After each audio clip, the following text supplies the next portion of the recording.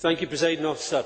I think one of the issues which should underpin this debate and should focus not just on the Daily Record Sunday Mail is the need for quality journalism in our society.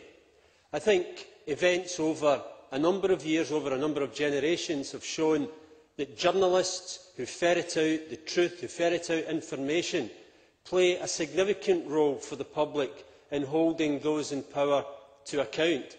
And that's those in power in political circles, whether at national or local level, holding businesses to account, looking at damage caused to the environment, to local communities, exposing criminality in many communities up and down the country. And in order to enhance and develop that sort of quality journalism, we need investment.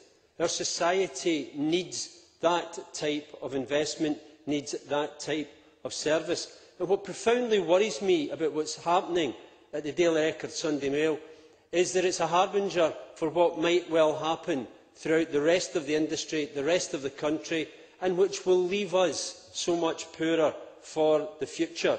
And I think the only people who will be sitting comfortably at the potential for newspapers being destroyed and their quality being eroded are those in power and those with something to hide. The Daily Record and the Sunday Mail have made a very significant contribution to Scottish civic life over many years. They have exposed criminality, they have exposed scams affecting old people, they have fought for children who have been the victims of abuse. And one of the features, notwithstanding that they were part of the same stable, is that they competed with each other for stories and were not constrained in what they said because one paper had reported it. And I fear that what is being proposed here will eliminate much of the internal competition within that newspaper group. And it will also see not just the erosion but the elimination of years of quality and experience which is necessary to develop good stories. And also I think we should recognise that other newspapers within the Trinity Mirror group will be sitting nervously and anxiously watching what is happening, because I suspect that they are trying it on in Scotland, knowing that if they succeed here, they will find it much easier to impose similar cuts elsewhere. And I also suspect that many other newspapers are watching what is happening in this newspaper group because they will intend to follow. So I think our society stands to lose significantly if this ill-judged and ill-considered management proposal goes ahead.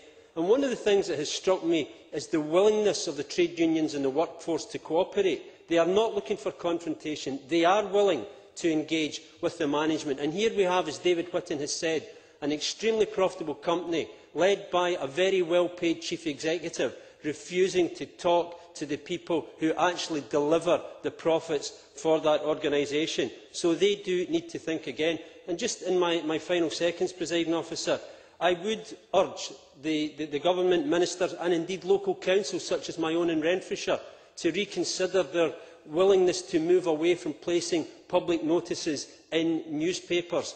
The use of the internet may well be an addition. It should not be a substitute, because many people rely on those facilities for their information. And I think not only is this approach socially damaging, I think that it is clearly going to be economically damaging for newspapers as well.